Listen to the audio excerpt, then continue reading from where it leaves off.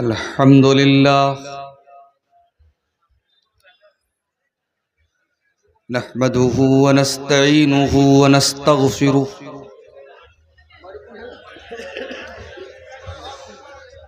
व नऊज़ु बिल्लाहि मिन शुरूरि अनफुसिना व मिन सय्यिआति अअमालिना। আসসালামু আলাইকুম। সাদগাছির একটা মেয়ে হারিয়ে গেছে, স্টেজে আছে, কার আছে নিয়ে যান, মাঝে মাঝে ডিস্টার্ব করাটা কিন্তু অসুবিধা।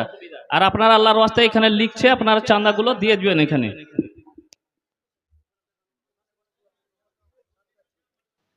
মান ইয়াহদিহিল্লাহু ফালা মুদিল্লা লাহু ওয়া মান ইউদ্লিল ফালা হাদিয়া লাহু।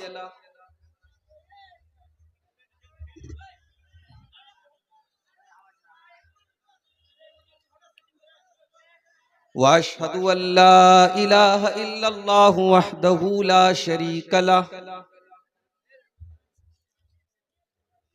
واشهد ان محمدا عبده ورسوله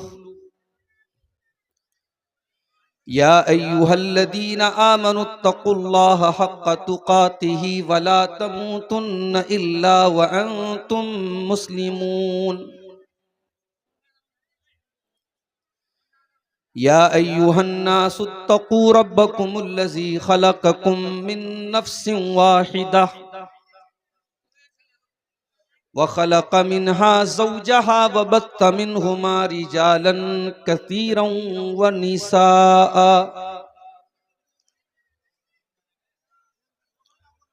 واتقوا الله الذي تساءلون به والأرحام إن الله كان عليكم رقيبا يا أيها الذين آمنوا اتقوا الله وقولوا قولا سديدا يصلح لكم أعمالكم ويغفر لكم ذنوبكم ومن يطع الله ورسوله فقد فاز فوزا عظيما أما بعد فإن خير الحديث كتاب الله وخير الهدي هدي محمد صلى الله عليه وسلم وشر الأمور محدثاتها وكل محدثة بدعة وكل بدعة ضلالة وكل ضلالة في النار.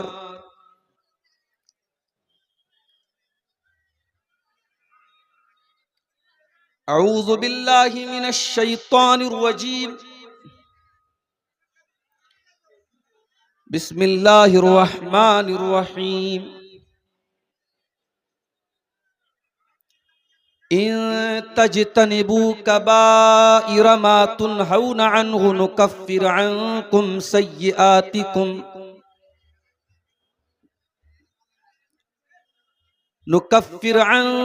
سيئاتكم وندخلكم مدخلا كريما.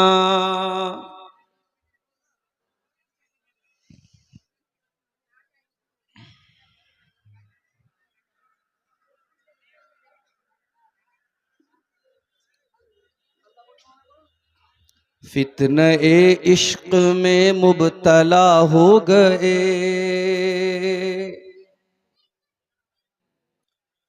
फितने इश्क में मुब्तला हो गए, अजनबी रास्तों में फना हो गए।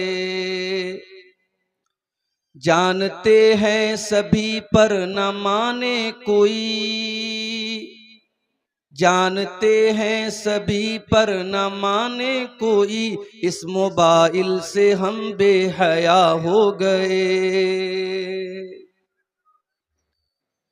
जाने मन जाने जा आपसे प्यार है, रोजो शब रस्मी जुमलों की तकरार है।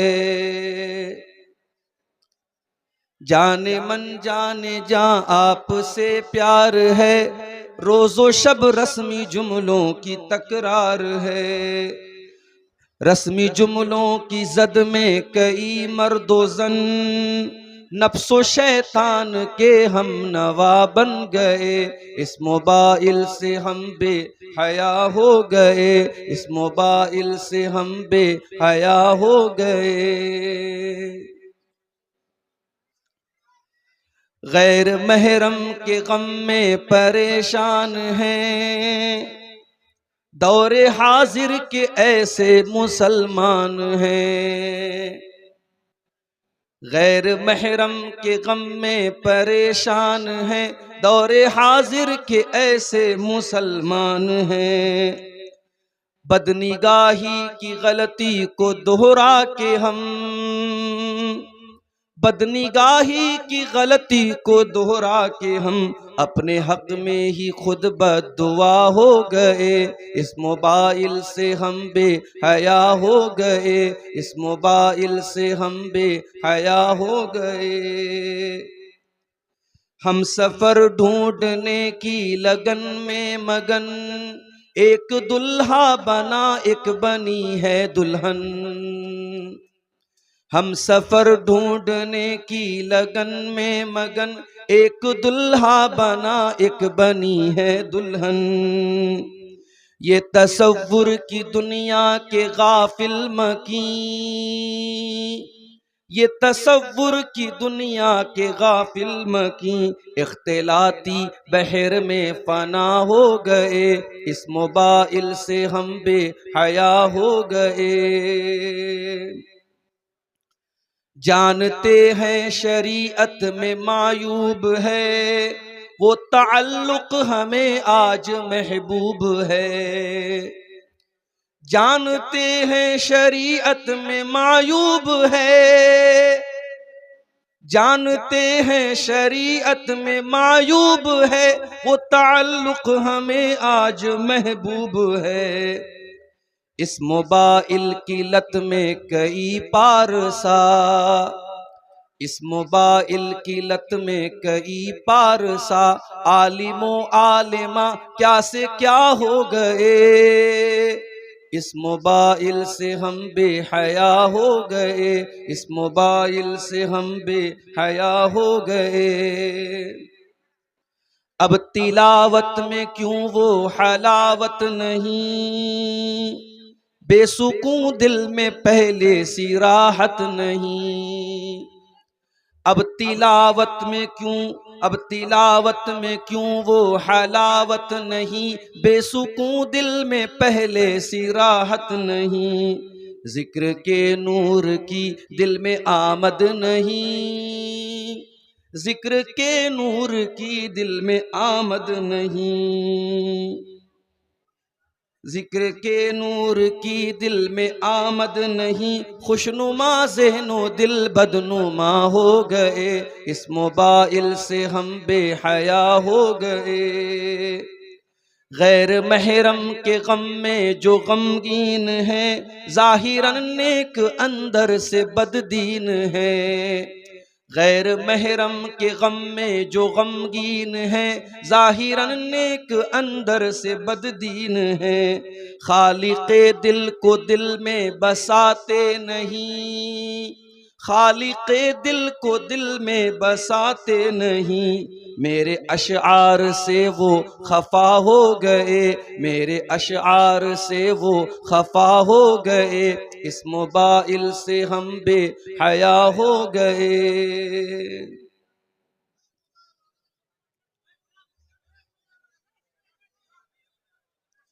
देखिए सामीन को दिक्कत हो रही है, तो ये इन लोगों को या तो नीचे करवा दीजिए, हटा दीजिए।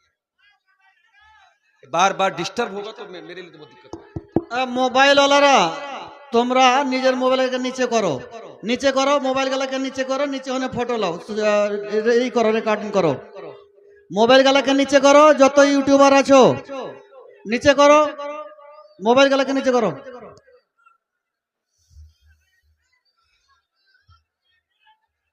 গোলমাল করিয়েন না, গোলমাল করিয়েন না, আমরা তো বলছি। আপনারা হাল্লা করিয়েন না, যেখানে যারা দায়িত্বে আছে তারা বলছে। সবাই বল, কথা বললে অসুবিধা হয়ে যাবে। আপনারা মোবাইলটা একটু নিচে করেন, সবাই উঠেন, আর উঠে নিচে করেন, না হলে বন্ধ করে দেওয়া যাবে। নিচে করেন।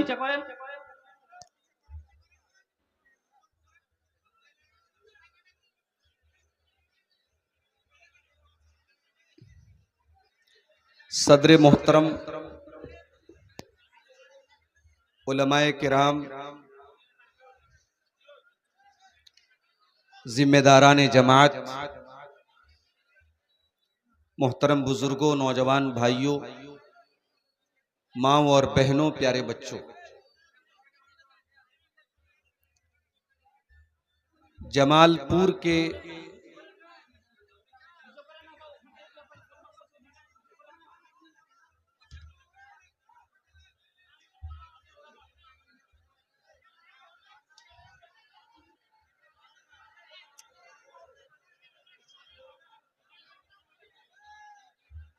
আপনারা গোলমাল করবেন তো জালসাই বেকার হয়ে যাবে।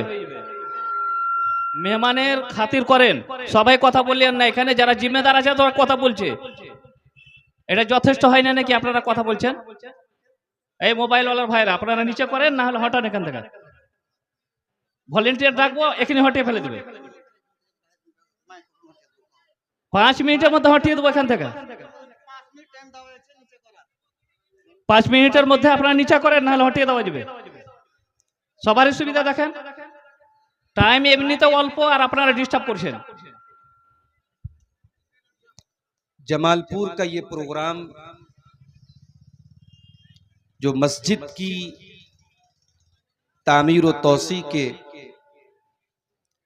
सिलसिले में मुनक़िद हुआ है, आज के इस प्रोग्राम में मुझे आपके सामने अल्लाह के फजलो करम से, उसकी तौफीक से हाजिर होने का मौका नसीब हुआ है। चूंकि पिछले दिनों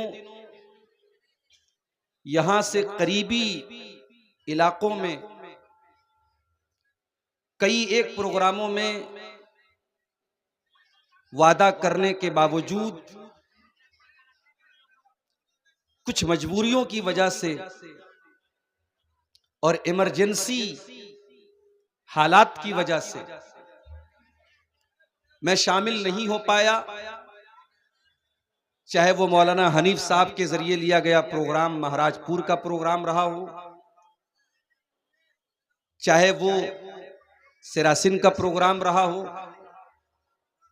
दिलालपुर के मदरसे का प्रोग्राम हो, बरहेट का प्रोग्राम हो, लगातार 4-5 प्रोग्रामों में कुछ इमरजेंसी हालात की वजह से मैं शामिल नहीं हो पाया। बहुत सारे लोगों को डाउट था कि आज के प्रोग्राम में भी मैं आ पाऊंगा या नहीं आ पाऊंगा। और जब दोपहर में मैं यहां के कुछ भाइयों के साथ 4 व्हीलर से फरक्का से इस गांव में आ रहा था, तो मैंने देखा कि रास्ते में जितनी जान पहचान वाली दुकानें मिल रही थी, ये लोग बार बार उनको इत्तला दे रहे थे कि देखिए मौलाना साहब आ गए हैं, आप लोग 9 बजे तक आ जाइए। मसला मेरे साथ ये भी है कि मुझे अभी 11:40 पे ट्रेन भी पकड़ना है पाकुड़ से, कलकत्ता जाना है, वहां से मेरा आगे का सफर है, बेंगलोर की फ्लाइट है मेरी सुबह 5 बजे। वक्त बहुत महदूद है और मैं मसले की नजाकत को भी समझ रहा हूं कि प्रोग्राम चंदे का प्रोग्राम है। मुझसे पहले जो बुजुर्ग मौलाना बैठे हुए थे वो चंदा कर रहे थे, मेरा दिल चाह रहा था कि वो और चंदा करें, आप हजरात उनके हाथ पे लाला के चंदा दे भी रहे थे, लेकिन मजबूरी ये भी है कि मुझे 11 बजे स्टेज भी छोड़ना है। तो मेरी गुजारिश आपसे ये रहेगी, तकरीर तो मुझे जो करना है मैं करूंगा इंशाअल्लाह। आखिर में कुछ 15-20 मिनट आप हजरात जो बहुत अच्छी तरीके से इस जलसे के मकसद को जानते हैं, आप हजरात यहां पर आएंगे और मेरे जरिए आप इस मस्जिद की तामीर में इंशाअल्लाह आप हिस्सा लेंगे, ताउन करेंगे। माओ बहनों से भी गुजारिश करूंगा कि आप अपने बच्चों के जरिए, अपने गार्जियन के जरिए जो भी दान देना है, आपको चंदा देना है, आप भिजवाइएगा ताकि मकसद पूरा हो। और मुझे जिम्मेदारों ने पर्ची दी है, काफी खर्च है, मस्जिद तंग हो चुकी है और उसकी तौसी करने में तकरीबन 16 लाख का खर्च है, तकरीबन 16 लाख का खर्च है। आप हजरात माशाअल्लाह अच्छी तादाद में आज आए हैं, कोशिश ये कीजिए बढ़ चढ़ करके हिस्सा लीजिए। मैं नहीं समझता कि आप इस बारे में अनजान हैं। आप अच्छी तरीके से जानते हैं, मस्जिद में आपका पैसा लगेगा तो वो सदक़े जारिया बनेगा, और अल्लाह ताला के घर में आप अगर हिस्सा लेते हैं तो इंशाअल्लाह उसके बदले में जन्नत में आपको घर मिलेगा। अल्लाह ताला हम सबको नेकी के इस रास्ते में आगे बढ़ करके हिस्सा लेने की तौफीक अता फरमाए, आमीन। मेरे भाइयों, रमजान का मुबारक महीना बिल्कुल करीब आ चुका है। मुझे नहीं मालूम कि आज सऊदी अरब में चांद नजर आया कि नहीं आया, कोई मैंने व्हाट्सएप पर अभी खबर नहीं देखी है। हो सकता है कि कल हमारे मुल्क में चांद नजर आ जाए और पहला रोजा हम परसों से इंशाअल्लाह रखें। इस मुबारक महीने के इस्तिकबाल के तौर पर, इसके वेलकम के तौर पर, इसके स्वागत के तौर पर मैं चंद बातें आपके सामने रखना चाहूंगा। हमारी और आपकी एक आदत है, हमारे घर में जब कोई बड़ा मेहमान आता है तो हम उस मेहमान के हिसाब से तैयारी करते हैं। कुछ नहीं करते तो कम से कम अपने घर को, अपने कमरे को, अपने आंगन को, अपने मेहमान खाने को हम साफ करते हैं कि भाई हमारा मेहमान आ रहा है, वो एक अच्छा मैसेज लेकर के जाए। रमजान का मुबारक महीना ये भी एक मेहमान बन के आ रहा है, और ये इतना मुबारक मेहमान है कि जब ये महीना आता था, अल्लाह के प्यारे नबी सल्लल्लाहु अलैहि वसल्लम अपने सहाबा को खुशखबरी सुनाते थे। आप बताते थे सहाबा को कि बहुत बेहतरीन महीना आ चुका है, बहुत बरकत वाला महीना आ चुका है। नसई की सही रिवायत है, जब रमजान का महीना आता था, अल्लाह के नबी अपने सहाबा से फरमाते थे, अताकुम रमजान शहरुन मुबारकुन फरदल्लाहु अज़्ज़ा व जल्ला अलैकुम सियामा। ऐ मेरे सहाबा, रमजान आ चुका है, बरकत वाला महीना आ चुका है। इस महीने के रोजे तुम्हारे ऊपर फर्ज किए गए हैं। तुफ्तहु फी अब्वाबुस समा, इस महीने में आसमान के दरवाजे खोल दिए जाते हैं। वतुगलक़ु फी अब्वाबुल जहीम, और जहन्नम के दरवाजे बंद कर दिए जाते हैं। वतुगल्लु फी मरदतुश शयातीन, और इस महीने में सरकश किस्म के शैतानों को कैद कर दिया जाता है, जकड़ दिया जाता है। लिल्लाहि फीहि लैलतुन हिय खैरुम मिन अल्फि शहर, अल्लाह की कसम इस महीने में एक रात ऐसी है जो 1000 महीनों से बेहतर है। मन हुरिमा खैरहा फकद हुरिमल खैर कुल्ला, जो उस रात की इबादत से महरूम हो गया, जो उस रात की भलाई से महरूम हो गया, वो तमाम भलाइयों से महरूम हो गया। ये मुबारक महीना बिल्कुल करीब आ चुका है। इस मुबारक महीने के आने से पहले हम जरा अपना अपना जायजा लें कि हम रमजान में एंट्री करने जा रहे, रमजान में दाखिल होने जा रहे, हमारा हाल क्या है। कहीं ऐसा तो नहीं कि हम गुनाहों की दलदल में डूबे हुए हैं।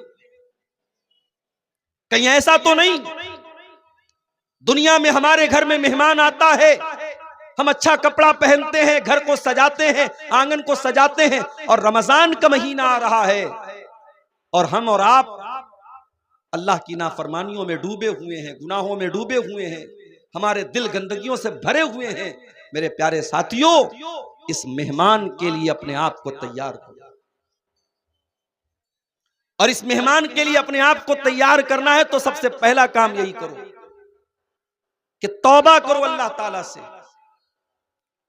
हमें से बहुत सारे लोग ऐसे हैं, पिछले साल वो हमारे बीच में थे, इस साल वो हमारे बीच में नहीं है। उनमें बुजुर्ग लोग भी हैं, 80-90 साल के होकर के अल्लाह के पास चले गए, और ऐसे भी लोग आपके बीच में रहे होंगे जो बिल्कुल नौजवान थे, यंग थे, और किसी बीमारी में, किसी हादसे में, किसी एक्सीडेंट में उनका इंतकाल हो गया और वो अल्लाह को प्यारे हो गया। मुझे याद है इसी झारखंड के इलाके में 1 महीना भी शायद नहीं हुआ होगा, देवघर के इलाके में मेरा प्रोग्राम था और अगले दिन मुझे बनारस जाना था। सुबह मेरी क्लास का मामला था, वहां भी ऐसा ही हुआ। रात में 11 साढ़े 11 बजे तक मेरी तकरीर हुई और वहां रात भर का प्रोग्राम नहीं होता। उन लोगों ने कहा ठीक है मौलाना, आपकी तकरीर आखिरी होगी और आप करके निकल जाइएगा। 4 व्हीलर से मैं वहां गया था और तकरीर करके जैसे ही मैं वहां से निकला हूं, आधा घंटे के बाद फोन आया कि यहां बहुत बड़ा हादसा हुआ। उस प्रोग्राम से तकरीबन 4-5 किलोमीटर की दूरी पर एक गांव था, उस गांव का नाम था नारोडी। उस गांव का एक नौजवान, बिल्कुल यंग 20-22 साल का नौजवान लड़का, वो लड़का प्रोग्राम में आया था और बाद में जब फोटो मैंने देखा तो मुझे याद आया कि वो लड़का मुझसे मिलने भी आया था। तकरीर के बाद मैं स्टेज से उतरा, मुसाफा भी उसने किया था। वो बाइक से आया था प्रोग्राम में और प्रोग्राम खत्म होने के बाद जब वो लड़का वापस जाने लगा तो मेन रोड से जब वो मुड़ने लगा है, टर्न करने लगा है, उसने सोचा कि रात का समय है, इंडिकेटर जलाने की क्या जरूरत है। उसने डायरेक्ट गाड़ी को मोड़ा है, इंडिकेटर का उसने कोई इशारा नहीं दिया। पीछे से पिकअप ने उसको टक्कर मारी है और इतनी जोरदार टक्कर मारी, पिकअप अपने आप में एक भारी गाड़ी होती है, उसकी बाइक में जाके वो पिकअप लड़ी है। वो लड़का ऑन द स्पॉट इंतकाल कर गया। छोटे छोटे 2 बच्चे हैं उसके। उसकी बीवी ने नहीं सोचा होगा कि हमारा शौहर जलसे में जा रहा है, वापस नहीं आ पाएगा, उसका जनाजा आएगा, उसकी लाश आएगी। उसके माँ बाप ने नहीं सोचा था कि हमारा बच्चा कुछ देर के बाद हमसे जुदा हो जाएगा। मगर यही कड़वी सच्चाई है मेरे प्यारे साथियों, मौत अब आती है और हमारी हंसती खेलती जिंदगी को उदासी और गम में बदल देती है। और ये मौत कब आएगी हम नहीं जानते। हम और आप खुश नसीब हैं, अल्लाह ताला हमें एक और रमजान दे रहा है। यकीन मानो, अगर वाकई में हमने रमजान को रमजान की तरह गुजार लिया, इसका हक अदा कर लिया, इसको इबादतों से मामूर कर लिया, इसमें रोजे रखे, इसमें तरावी पढ़ी, इसमें कुरान पढ़ा, इसमें अपने आप को गुनाहों से बचाया, तो हम उन लोगों से बेहतर साबित होंगे अल्लाह ताला के यहां जो हमसे पहले दुनिया से चले गए। और उनके मुकाबले में अल्लाह ताला के यहाँ हमारा दर्जा और मकाम इंशाअल्लाह ऊंचा होगा, क्योंकि हमें जिंदगी में एक रमजान और मिल रहा है। नबी अकरम के दौर में एक ही इलाके के 2 लोग ईमान लाते हैं, दोनों साथ में इस्लाम लाते हैं, दोनों साथ में कलमा पढ़ते हैं। दोनों में से एक इंसान दीन के मामले में ज्यादा मेहनती होता है, ज्यादा एक्टिव होता है, ज्यादा फुर्तीला होता है। दूसरा भी दीनदार है लेकिन कम है, अपने भाई की तरह ज्यादा एक्टिव नहीं है, ज्यादा मेहनती नहीं है। जो भाई ज्यादा मेहनत करता था, ज्यादा एक्टिव था, वो अल्लाह की राह में लड़ते लड़ते शहीद हो जाता है, इंतकाल कर जाता है। दूसरा भाई जो उतना ज्यादा मेहनती नहीं था, 1 साल के बाद वो अपनी नेचुरल मौत से इंतकाल करता है, वो शहीद नहीं होता है, वो तबई तरीके से, नेचुरल तरीके से मर जाता है। दोनों भाइयों का इंतकाल हो गया, एक अल्लाह की राह में शहीद हो गया और 1 साल के बाद दूसरा भाई नॉर्मल तरीके से अल्लाह को प्यारा हो गया, इंतकाल हो गया। अब जरा गौर से सुनिएगा, हदीस के जो रावी हैं हजरत तलहा बिन उबैदुल्लाह, ये वो सहाबी हैं जो 10 सहाबे किराम जिनको नबी ने जन्नती होने की बशारत सुनाई है, जिनको अशरे मुबश्शरा कहा जाता है, उनमें से एक है हजरत तलहा रजी अल्लाह ताला, वो हदीस के रावी हैं। हजरत तलहा कहते कि मैंने ख्वाब देखा कि मैं जन्नत के दरवाजे पर खड़ा हूं, इतने में जन्नत में से एक आने वाला आया, यानी फरिश्ता आया, और उसने उन 2 भाइयों में जिसका इंतकाल बाद में हुआ था उसको जन्नत में जाने की इजाजत दे दी, और उसके बाद जो अल्लाह की राह में शहीद हुआ था, जो मेहनती लड़का था, जो मेहनती इंसान था, उसको उसके बाद जन्नत में जाने की इजाजत दी। पहले वो जन्नत में गया जिसका इंतकाल 1 साल के बाद हुआ था, और जो अल्लाह की राह में शहीद हुआ था और मेहनती था, ज्यादा एक्टिव था, वो बाद में जन्नत में गया। और फिर फरिश्ता मेरे पास आया और उसने कहा इन्नका लम यानी लका बादू, अभी तेरे जन्नत में जाने का टाइम नहीं आया। उसके बाद हजरत तलहा कहते हैं मेरी नींद खुल गई। सुबह मैंने ये ख्वाब जब सहाबा को बताया, लोगों को बताया, तो सहाबा को बड़ी हैरत हुई कि ये कैसे संभव है, ये कैसे पॉसिबल है। एक इंसान दीन के काम में आगे आगे रहता था, मेहनत करता था, अल्लाह की राह में शहीद हो गया था, वो बाद में जन्नत में जा रहा है, और जो उतना ज्यादा मेहनत नहीं करता था वो पहले जन्नत में जा रहा है। ये कैसे पॉसिबल है? जब ये बात अल्लाह के प्यारे नबी जनाब मुहम्मदुर रसूलुल्लाह सल्लल्लाहु अलैहि वसल्लम तक पहुंची, तो आपने सहाबा से पूछा कि किस बात पर तुम्हें हैरत है? सहाबा ने कहा अल्लाह के नबी, जिसका इंतकाल बाद में हुआ वो पहले जन्नत में कैसे चला गया? ये बात हमको समझ में नहीं आ रही है। अल्लाह की राह में शहीद होने वाला और दीन के काम में ज्यादा मेहनत करने वाला बाद में, और वो इंसान पहले जन्नत में चला गया, ये कैसे हो गया? आपने फरमाया सुनो, अलैसा कद मकस बादहु सनतन, जिसका इंतकाल बाद में हुआ था, क्या उसको 1 साल और ज्यादा नहीं मिला जिंदगी में? साहबा ने कहा 1 साल उसको ज्यादा मिला। अलैसा कद अद्रक रमजान, क्या उसको जिंदगी में 1 रमजान और ज्यादा नहीं मिला? हाँ अल्लाह के नबी, उसको 1 रमजान और ज्यादा मिला। वसल्ला फी सनतिन मिन सज्जती कज़ा व कज़ा, और साल भर में उसने इतनी ज्यादा नमाजें अपने भाई के मुकाबले में ज्यादा पढ़ी कि नहीं पढ़ी? हाँ अल्लाह के नबी, उसने 1 साल की ज्यादा नमाजें पढ़ी। आपने फरमाया फमा बैनहुमा अबादु मिम्मा बैनल अर्दि वस्समा, दोनों के मकाम और मर्तबे के बीच में उतनी ही दूरी है जितनी जमीन और आसमान के बीच में दूरी है। अल्लाह अकबर। 1 साल बाद मरने वाला इंसान अपने भाई से मकाम और मर्तबे में इतना दूर है, इतना बड़ा उसका मकाम है, जितना जमीन और आसमान के बीच का फासला और गैपिंग है। मेरे प्यारे साथी, हम और आप वो खुशनसीब लोग हैं मेरे साथ, हमें जिंदगी में 1 रमजान और मिलने जा रहा है।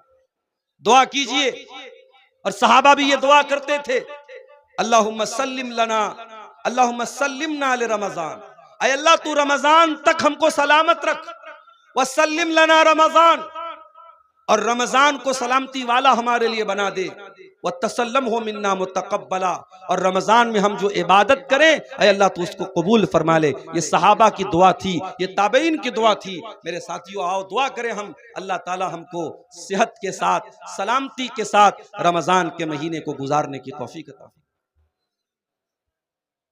देखिए बीच बीच में माहौल मैं देख रहा हूं कि कहीं से कुछ शोर होने लगता है, कोई आवाज आने लगती है। आप सुकून से तकरीर सुने। मैं बहुत लंबी तकरीर आज कर नहीं पाऊंगा, मेरे पास टाइम भी कम है, आखिर में चंदा भी करना है।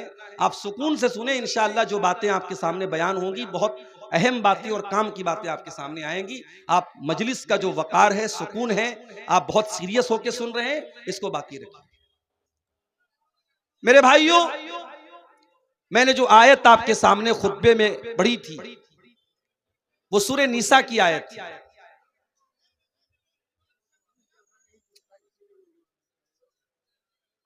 सूरह निसा की उस आयत में अल्लाह ताला ने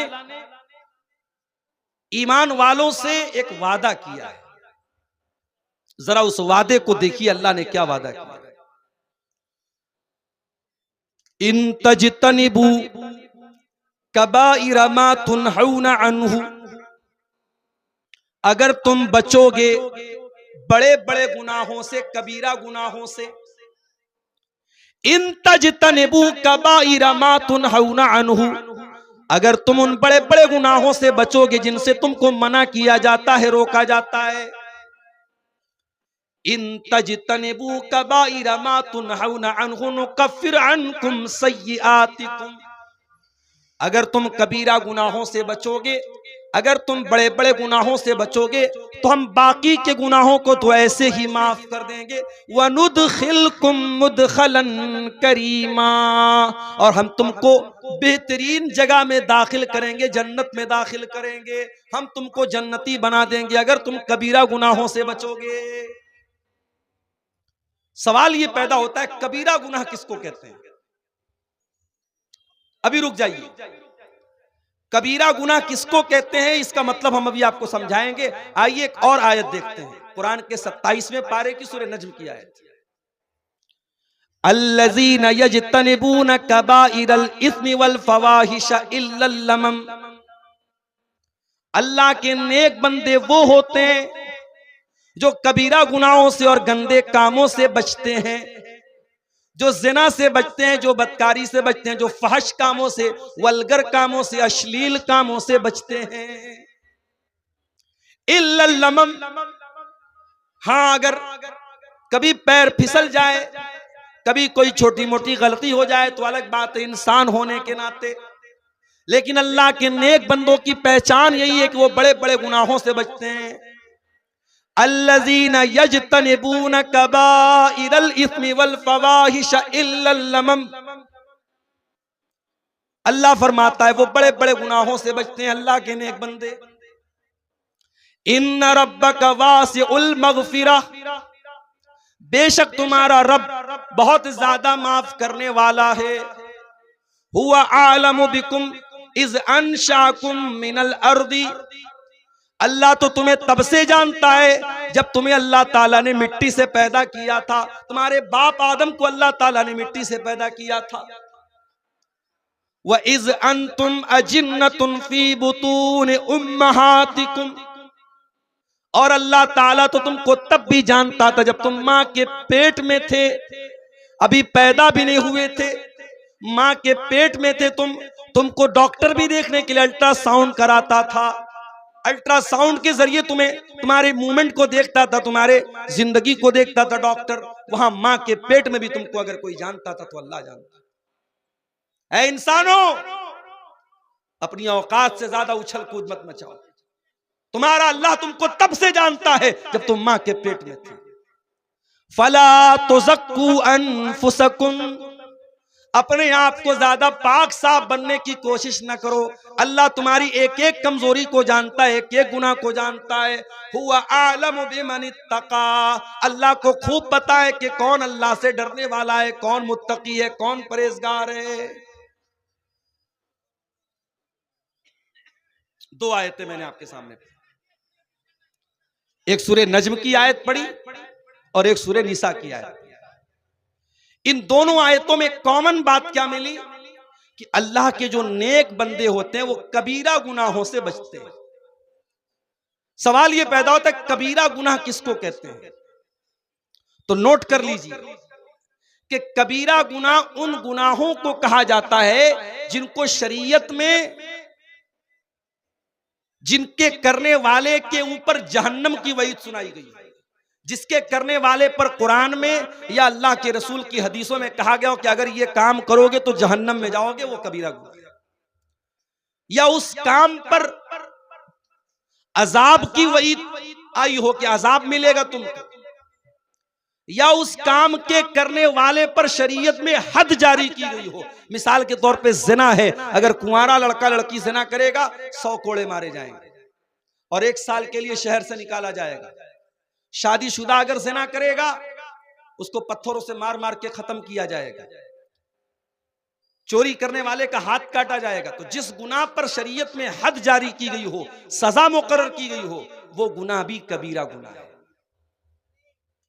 तो जिस गुनाह पर अजाब की या जहन्नम की वईद सुनाई गई हो, या जिस गुनाह पर शरीयत में हद जारी की गई हो, उस गुनाह को गुनाह कबीरा कहा जाता है। और अल्लाह कह रहा है कि अगर तुम कबीरा गुनाहों से बचोगे तो बाकी गुनाहों को हम ऑटोमेटिक माफ कर देंगे। अब सवाल यह पैदा होता है कि कौन कौन से गुनाह ऐसे हैं जो कबीरा गुनाह है? बहुत सारे ऐसे गुनाह हैं और 1-1.5 घंटे की, 1.25 घंटे की तकरीर में उन सारे गुनाहों को आपके सामने बयान नहीं किया जा सकता। उलमा ने मोटी मोटी किताबें लिखी है।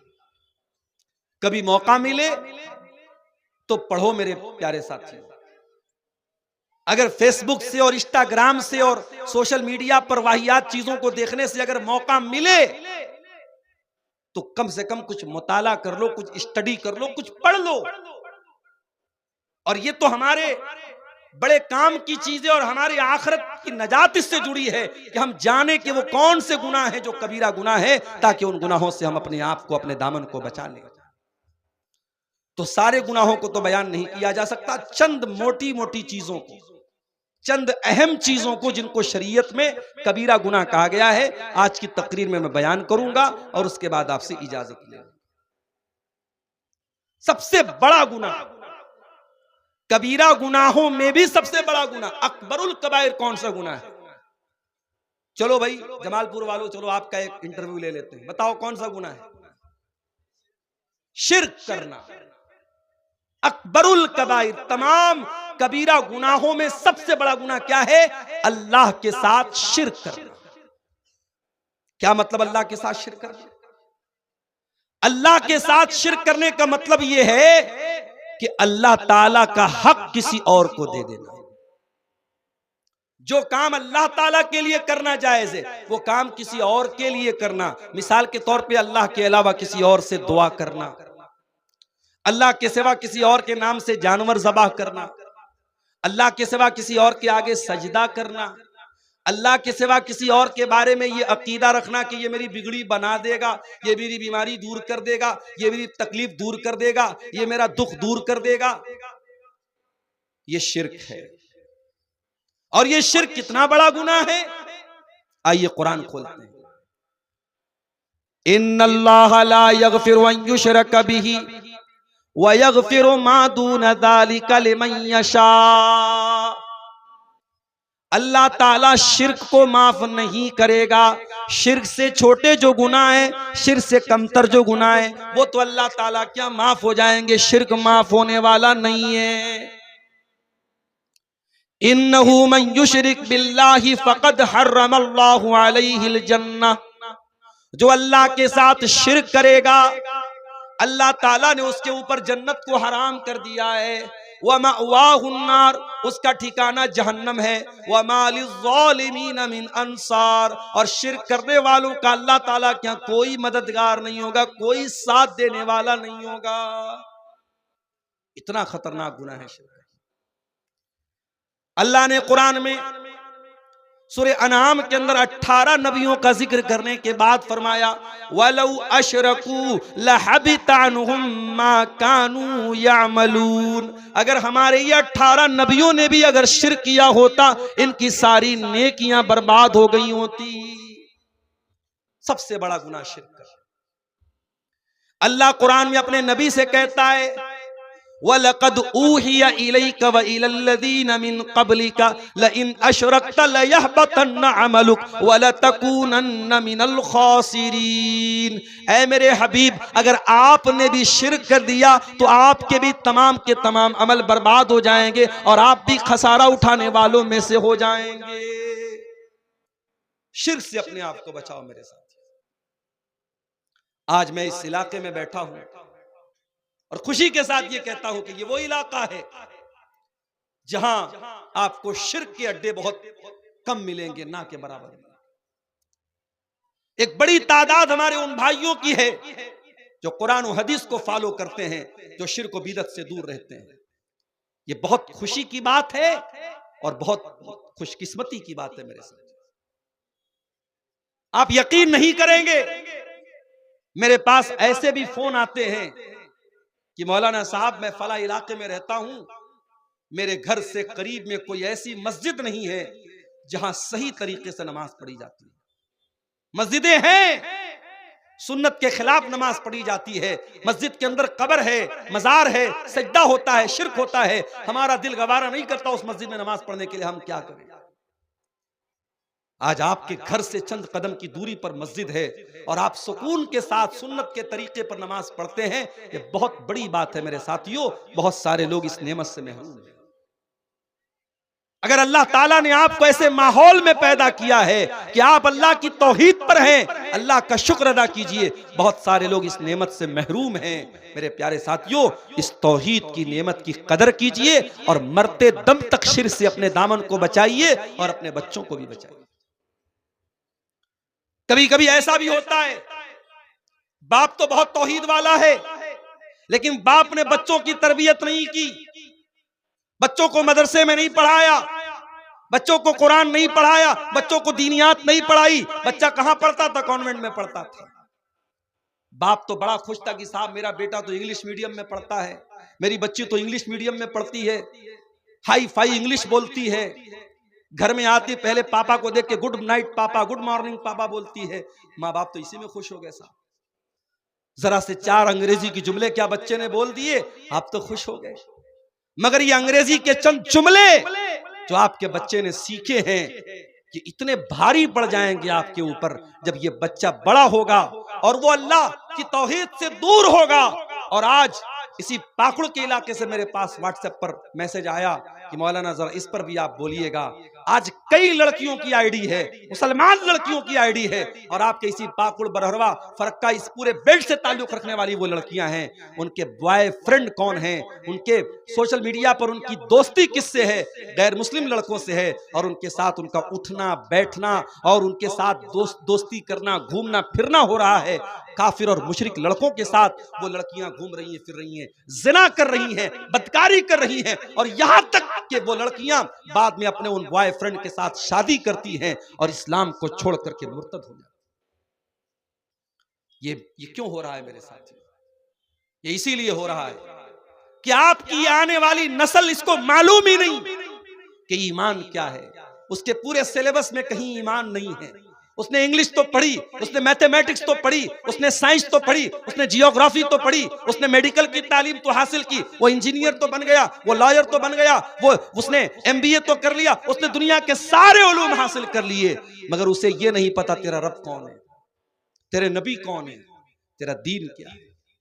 कब्र में यही 3 सवाल तो होगा, तेरा रब कौन, तेरे नबी कौन, तेरा दीन क्या। और इन तीनों सवालों का जवाब, माफ कीजिएगा, मैथमेटिक्स की बहुत अहमियत है मगर उसकी किताबों में इसका जवाब नहीं मिलेगा।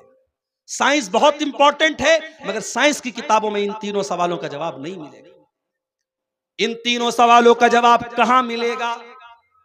अल्लाह के नबी फरमाते हैं, जब मोमिन बंदा जवाब देगा रब्बी अल्लाह, मेरा रब अल्लाह है, दीनी अल इस्लाम, मेरा दीन इस्लाम है, मेरे नबी मोहम्मद सल्लल्लाहु अलैहि वसल्लम है, फरिश्ता पूछेगा कि तुझे इन तीनों सवालों का जवाब कैसे पता चला?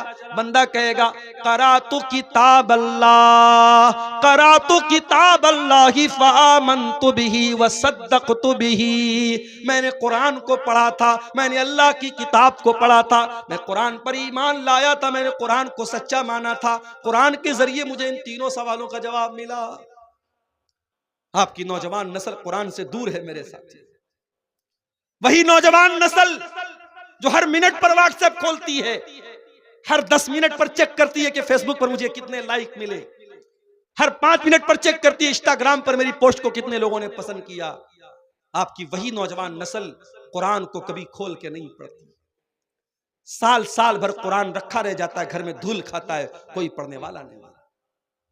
मेरे प्यारे साथियों, जब तक आप कुरान नहीं पढ़ेंगे, हदीसों को नहीं पढ़ेंगे, आप दीन का इल्म हासिल नहीं करेंगे, आपको पता ही नहीं चलेगा तौहीद क्या है, शिर्क क्या है। इसीलिए अल्लाह कुरान में कहता है इन्नमा यख्शल्लाह मिन इबादिहिल उलमा, अल्लाह के बंदों में अल्लाह से वही डरेगा जो आलिम होगा। आलिम का मतलब जो अल्लाह को जानेगा। जितना आप अल्लाह को जानोगे, अल्लाह के बारे में इल्म हासिल करोगे, उतना अल्लाह का डर आपके दिल में पैदा होगा। इसीलिए हजरत लुकमान जब अपने बच्चे को नसीहत करते हैं तो पहले अल्लाह का इंट्रोडक्शन कराते, अल्लाह के बारे में बताते। या बुनैया इन्नहा इन तकुम मिस्काल हब्बतिन मिन खरदलिन फतकुन फी सखरतिन औ फिस समावाति औ फिल अर्दि याति बिहल्लाह इन्नल्लाह लतीफुन खबीर। ऐ मेरे बच्चे, अगर एक राई के दाने के बराबर भी कोई चीज आसमानों में कहीं होगी, किसी चट्टान के नीचे छुपी हुई होगी, जमीन में कहीं होगी, अल्लाह ताला एक राई के दाने के बराबर चीज को सामने ले आएगा। अल्लाह ताला तो बारीक से बारीक चीज की खबर रखने वाला है। जो अल्लाह राई के दाने के बराबर चीज को सामने ले आएगा, उसे पता नहीं कि गूगल क्रोम की हिस्ट्री आपने डिलीट कर दी, उसे मालूम नहीं कि आपने व्हाट्सएप की चैटिंग को क्लियर कर दिया, उसे मालूम नहीं कि आपकी आंखों ने क्या देखा, आपकी उंगलियों ने क्या टच किया, आपके कानों ने क्या सुना। अल्लाह को सब पता है मेरे प्यारे साथियों। इसलिए अल्लाह को जानो। अल्लाह को जितना जानोगे, अल्लाह की उतनी मोहब्बत आपके दिल में पैदा होगी और अल्लाह का डर आपके दिल में पैदा होगा। तो पहला गुनाह क्या है? अल्लाह के साथ शिर्क।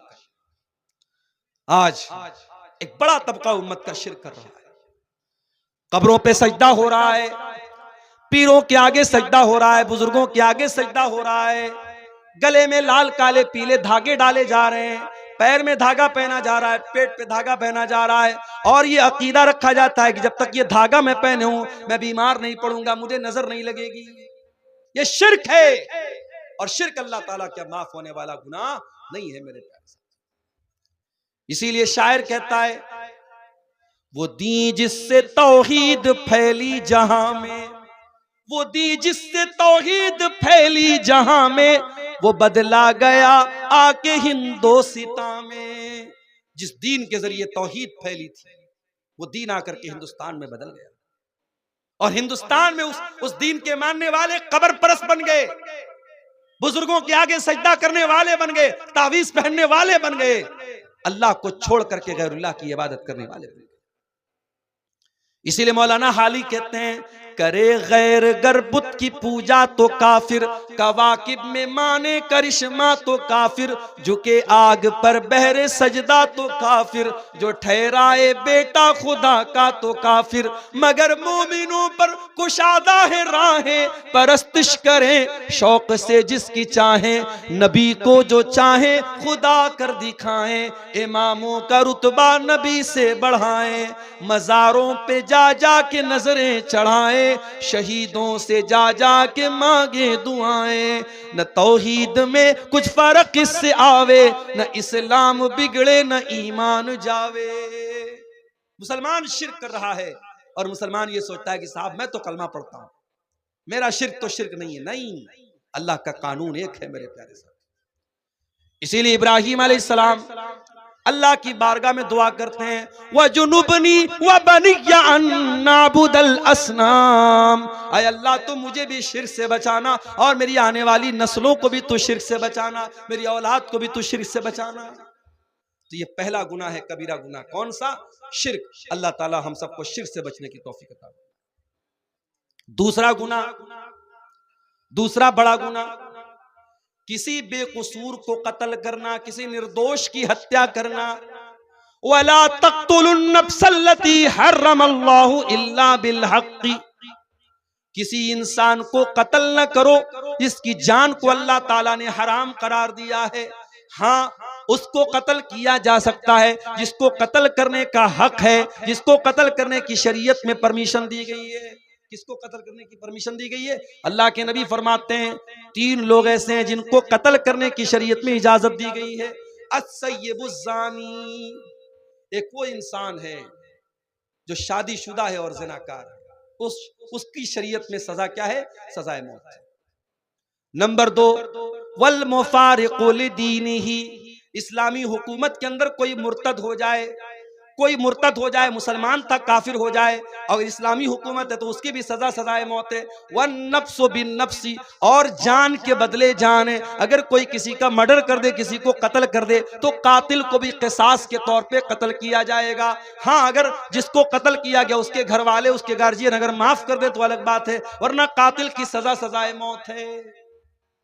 तो कत्ल करना ये दूसरा बड़ा गुनाह। अब अगर किसी को लगता है कि इस्लाम आतंकवाद का धर्म है, तो उसे कुरान की इन आयतों को पढ़ लेना चाहिए। इस्लाम तो किसी एक इंसान को भी कत्ल करने की इजाजत नहीं देता। बेकसूर लोगों को बम से उड़ा देना, ये सब कुछ हो सकता है, इस्लाम नहीं हो सकता है। ये काम किसी भी मजहब का मानने वाला करे, इस्लाम का मानने वाला अगर ये काम करता है तो कान खोल करके सुन ले, इस्लाम का दामन इससे बरी है। इस्लाम बेगुनाहों की हत्या करने की इजाजत नहीं देता। और आगे बढ़िए, तीसरा कबीरा गुनाह, वला यज़्नून, अल्लाह के नेक बंदे जिना नहीं करते। जिना करना, बदकारी करना, ये तीसरा बड़ा गुनाह है। इतना बड़ा ये गुनाह है कि कुरान में अल्लाह ने जब जिना का जिक्र किया, ये नहीं फरमाया कि जिना मत करो, फरमाया वला तक़रबुज़्ज़िना इन्नहु कान फ़ाहिशतन व साअ सबीला। जिना के करीब भी मत जाओ, जिना के करीब भी मत जाओ, ऐसा कोई काम ही मत करो कि जिना की नौबत आए। इसीलिए जब औरत घर से निकले, इस्लाम ने हुक्म दिया वो पर्दे में निकले। या अय्युहन नबिय्यु कुल्li अज़वाजिका व बनातिका व निसाइल मुमिनीना युदनीना अलैहिन्ना मिन जलाबीबिहिन्ना ज़ालिका अदना अन युरफ़ना फला युज़ैन। ऐ नबी, अपनी बीवियों से कह दीजिए, अपनी बेटियों से कह दीजिए और तमाम मुसलमान औरतों से कह दीजिए, जब वो घर से निकले तो अपने ऊपर जिल्बाब डाल लें, अपने ऊपर चादर डाल लें, अपने हुस्न की नुमाइश न करें, अपनी खूबसूरती को जाहिर न करें, पर्दे में रहें। ये पर्दा उनकी पहचान बनेगा, ये पर्दा दुनिया को बताएगा ये इज्जतदार लड़कियां हैं और कोई उनको छेड़ने की जरूरत नहीं करेगा। ये पर्दे का हुक्म क्यों दिया गया? ताकि जिना के कोई करीब भी न जाए। मर्दों को हुक्म दिया गया, कुल लिल मुमिनीन यगुद्दू मिन अबसारिहिम। ऐ नबी, मोमिन मर्दों से कह दीजिए अपनी निगाहों को नीची रखें, व यहफज़ू फुरूजहुम, और अपनी शर्मगाह की हिफाजत करें। ये निगाहों को नीची रखने का हुक्म क्यों दिया गया? ताकि आप जिना के करीब न जाए। नौजवान लड़का शादी के काबिल हो जाए, नौजवान लड़की शादी के काबिल हो जाए, क्यों हुक्म दिया गया कि जल्दी से उसकी शादी की जाए? ताकि कोई जिना के करीब न जाए। फरमाया या माशर शबाबी मन इस्तता मिनकुमुल बा। ऐ नौजवानों, जब तुम शादी के काबिल हो जाओ तो निकाह कर लो। फ़इन्नहु अग़ज़्ज़ु लिल बसर व अहसनु लिल फ़र्ज। इसलिए कि जब शादी करोगे तो तुम्हारी आंखें झुक जाएंगी और तुम्हारी शर्मगाह महफूज हो जाएगी। जिना के करीब भी मत जाओ, इसीलिए कहा गया उसको, उसी के लिए जल्दी से निकाह करने का हुक्म दिया। अभी एक मैसेज आया मेरे पास कि एक लड़की है, औरत है, वो कहीं निकाह करना चाह रही है, कोई लड़का है, दीनदार लड़का है, लेकिन बाप राजी नहीं है लड़की का। क्यों? उसकी कास्ट अलग है। हमारे यहाँ बड़ा मसला ये कि कास्ट भी चलती है। शेख है तो शेख में ही शादी करेगा, अंसारी है तो अंसारी में ही शादी करेगा, जिस बरादरी का इंसान है उसी बरादरी में निकाह करेगा। जबकि इस्लाम में कोई कास्टिज्म तो नहीं है, इस्लाम में कोई बरादरीवाद तो नहीं है। अब भाई बाप राजी नहीं है, लड़का दीनदार है, नमाजी है, सब कुछ है, लेकिन बाप राजी। अब लड़की किसी के जरिए मसला पूछवा रही है कि मौलाना साहब, शरीयत तो ये कहती है कि लड़की की शादी उसके वली की इजाजत के बगैर नहीं हो सकती, और मेरा बाप दीनदार लड़के से शादी न करके मेरी शादी बेदीन से कर रहा, मैं क्या करूं? अब हम लोग भी कभी कभी परेशान हो जाते कि क्या जवाब दूं। भाई इस्लाम में लड़की के निकाह के लिए कंडीशन है, शर्त है कि लड़की के वली का राजी होना। अगर लड़की का बाप जिंदा है तो बाप वली है, और लड़की अपने बाप को राजी किए बगैर शादी नहीं कर सकती। लेकिन अब यहां सिचुएशन ये है कि लड़की किसी दीनदार लड़के से निकाह करना चाह रही है और कोई ऐप भी उसके अंदर नहीं, और लड़की का बाप तैयार नहीं है, और लड़की का बाप जिससे निकाह करना चाह रहा है वो लड़का दीनदार नहीं है। अब मैंने इस पर जब मसला देखा, उलमा के फतवे देखे, तो अल्लामा इब्न उसैमीन का एक फतवा देखा। उन्होंने कहा कि अगर किसी ऐसी सिचुएशन में लड़की का बाप गलत जगह लड़की की शादी कर रहा है, जो रिश्ता सही नहीं है, लड़का दीनदार नहीं है, और लड़की का बाप सिर्फ उसकी जमीन जायदाद और दौलत देख करके शादी कर रहा है, तो ऐसी कंडीशन में लड़की के वली होने के हक से वो महरूम हो जाएगा, और उस इलाके के जो जिम्मेदार लोग होंगे, जो आलिम होंगे बड़े, या जो उस इलाके का जो जिम्मेदार होगा, उसको लड़की जाएगी और वहां जाकर के अपना केस रखेगी, और वो वली बन करके उस लड़की का सही जगह निकाह कराएगा। ऐसी सूरत में लड़की का बाप अपने हक से महरूम है। तो शरीयत ने ये सारे रास्ते क्यों बताए मेरे प्यारे से? ताकि हम जिना के करीब भी न जाए। आज हालात क्या है? लड़की घर से निकलती है, उसका पूरा शरीर नजर आता है, बेपर्दा और बेहया होकर के वो लड़की घर से निकलती है। और जो लड़कियां कॉलेजों और स्कूलों में पढ़ती हैं वो तो ये समझती है कि भाई ये पर्दा वर्दा तो ये मदरसे में पढ़ने वाली लड़कियों को सूट करता है, हम तो अप टू डेट है, हम तो हाई फाई हैं, उनको अपने सर पे तो पट्टा रखने की जरूरत भी महसूस नहीं होती। याद रखो मेरी प्यारी बहनों, मेरे माओ बहनों, ये आपका पर्दा, ये आपके ईमान की अलामत, आपके मुसलमान होने की अलामत है। अल्लाह कुरान में अपने नबी से कहता है, वकुल्लिल मुमिनाति यग़ज़ुज़्न मिन अबसारिहिन्ना व यहफ़ज़्न फ़ुरूजहुन्ना। ऐ नबी, मुसलमान औरतों से कह दीजिए, मोमिना औरतों से कह दीजिए कि वो अपनी शर्मगाह की हिफाजत करें, अपनी आंखों को पस्त रखें। वला युबदीन ज़ीनतहुन्ना, और अपनी जीनत को जाहिर न करें, अपनी खूबसूरती को जाहिर न करें। यहां तक कहा अल्लाह ने, वल यज़रिबना बिखुमुरिहिन्ना अला जुयूबिहिन्ना। ऐ मुसलमान औरतों, तुम अपने दुपट्टे को अपने सीने पर रखो।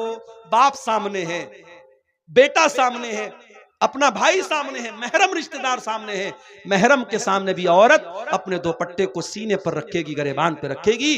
अपने महरम के सामने भी औरत को बेपर्दा होने की इजाजत नहीं है, अपनी जीनत को ढांपने का हुक्म। क्यों कहा अल्लाह के नबी ने कि जब कोई लड़का लड़की, जब कोई मर्द औरत अकेले में मिलते हैं, ला यखलुवन्न रजुलुन बिइम्रातिन इल्ला वसालिसुहुम शैतान। जब कोई मर्द किसी औरत से अकेले में मिलता है तो तीसरा शैतान होता है। क्यों कहा? ताकि जिना के करीब भी न जाए। और आज कान खोल के सुन लो, ये जिना का बहुत आसान रास्ता सोशल मीडिया के जरिए से पैदा हुआ। ये व्हाट्सएप पर जो बातें हो रही हैं, ये जो फेसबुक के जरिए इंट्रोडक्शन हो रहा है, बाप माफ कीजिएगा, मैंने ऐसे केस भी देखे हैं। लड़का मदरसे का पढ़ा हुआ आलिम है, लड़की मदरसे की पढ़ने वाली आलिमा है, सारी जिंदगी कुरान और हदीस पढ़ते पढ़ाते रहे हैं, मगर इस सोशल मीडिया ने उनको भी जिना के गड्ढे में डाल दिया है। शैतान तो आलिम के साथ भी लगा है, शैतान तो आलिमा के साथ भी लगा है। खबरदार, अपनी बहनों से कहना चाहूंगा और उनके गार्जियन से भी कहना चाहूंगा, लड़कियां अगर अभी छोटी हैं, क्या जरूरत है उनके हाथ में मुस्तकिल एक मोबाइल देने की? मैं ये नहीं कहता लड़कियां मोबाइल इस्तेमाल ना करें, अभी बच्ची छोटी है, अभी क्लास 8-9 में पढ़ रही है, उसके हाथ में अपना पर्सनल मोबाइल होना क्यों जरूरी है? जब लड़कियां समझदार हो जाएं, मैच्योर हो जाएं, तब उनको मोबाइल दीजिए और इस नसीहत के साथ मोबाइल दीजिए कि ये मोबाइल नहीं है, ये दो धारी तलवार है।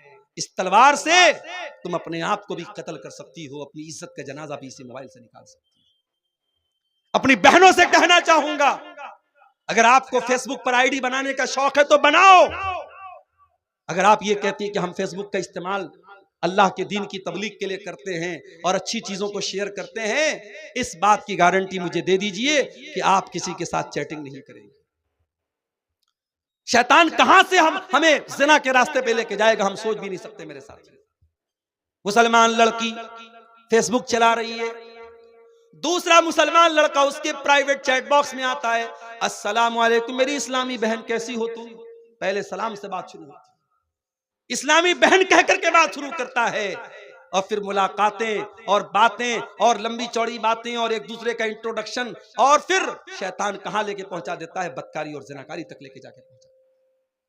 इसलिए खबरदार, सोशल मीडिया के इस फितने से अपने दामन को बचाओ। मैंने शुरू में जो तकरीर के पहले एक नज्म पढ़ी थी, उस नज्म में भी मैंने यही पैगाम दिया था।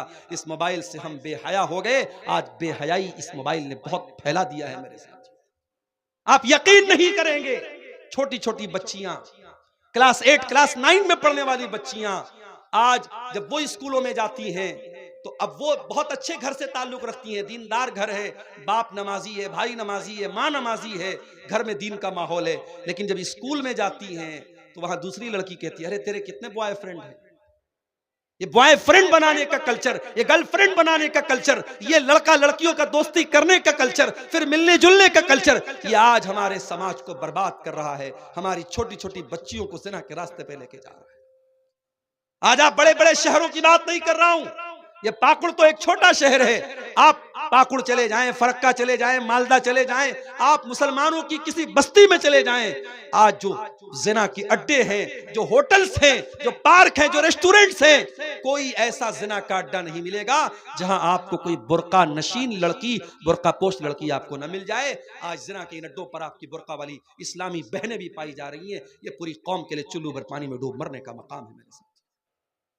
वला तक़रबुज़्ज़िना, ऐ मेरे बंदो तुम जिना के करीब भी न जाना। नबी अकरम को ख्वाब में वो मंजर दिखाया गया, आपने देखा कि एक तंदूर है, जिस तंदूर के अंदर कुछ मर्द और औरत उल्टे लटके पड़े हैं और नीचे से आग के शोले आते हैं और उनकी शर्मगाहों में दाखिल हो रहे हैं, और जब उनकी शर्मगाह में वो शोले जाते हैं वो चिल्लाने लगते हैं। आपने पूछा ये कौन लोग हैं, ये कौन लोग हैं जिनको ये दर्दनाक अजाब दिया जा रहा है? फरमाया गया हाउलाइ ज़ुनातु वज़्ज़वानी, ऐ अल्लाह के नबी ये आपकी उम्मत के जिनाकार मर्द और जिनाकार औरतें हैं। बड़ी दर्दनाक सजा है जिना और बदकारी की। ये चंद लम्हों की लज्जत आपकी आखिरत को बर्बाद कर देगी। इसलिए मेरे भाइयों ये तीसरा बड़ा गुनाह है जिनाकारी करना, इससे अपने दामन को बचाओ। और आगे बढ़िए, व अकुलुर रिबा, सूद खाना, ब्याज खाना। ब्याज खाना आज कहीं बंधन लोन के नाम से, कहीं जो है औरतों को लोन देने की स्कीम के नाम से, अलग अलग तरीके से सूद और ब्याज की के तरीके हमारे समाज में चल रहे हैं। कहीं हैवी डिपॉजिट के नाम पे, कहीं अपने खेत को दूसरे को पैसा दे करके, बड़ी रकम दे के खेत को दे दिया गया और वो खेत से फायदा उठा रहा है और हम उसके पैसे से फायदा उठा रहे हैं। ये तमाम शक्लें आप अपने उलमा से पूछिए कौन सी शक्ल सूद है, कौन सी शक्ल सूद नहीं है। अगर सूद है और आप सूद की रकम खा रहे हैं तो आप अपनी आखिरत को बर्बाद कर रहे हैं मेरे साथी। अल्लाह कुरान में कहता है यमहकुल्लाहु रिबा व युर्बिस सदक़ात, अल्लाह ताला सूद को मिटाता है और सदका खैरात को बढ़ाता है। सूद खा करके आप अपने माल की बरकत को खत्म कर रहे हैं मेरे साथ।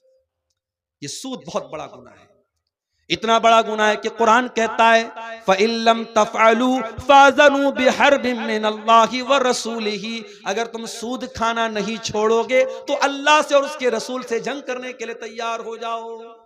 तो सूद खाना बहुत बड़ा गुनाह है। वह अक्लो मालिल यतीम, यतीम का माल खाना भी कबीरा गुनाह है, यतीम का माल खाना भी बड़ा गुनाह है। इन्नल्लज़ीना याकुलूना अमवालल यतामा ज़ुल्मा, जो यतीम का माल खाते हैं इन्नमा याकुलूना फी बुतूनिहिम नारा, वो अपने पेट में जहन्नम की आग भरते हैं। कभी किसी यतीम का माल मत खाओ।